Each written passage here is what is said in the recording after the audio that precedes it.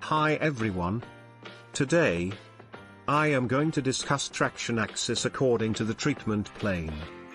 Before starting, let me put some light on what is traction.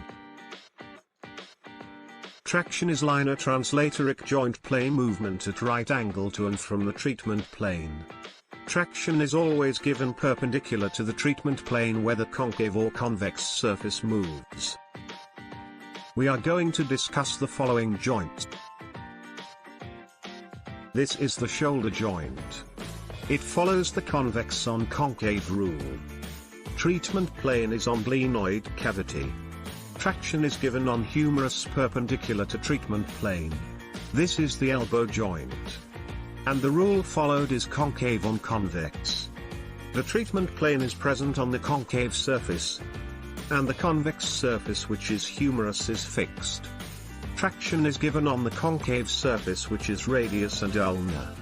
This is a wrist joint in the resting position. The concave surface is the radius, while carpals form the convex surface. The convex-concave rule is followed in the wrist. The traction is given on the convex surface, that is carpal, perpendicular to the radius. This is the hip joint.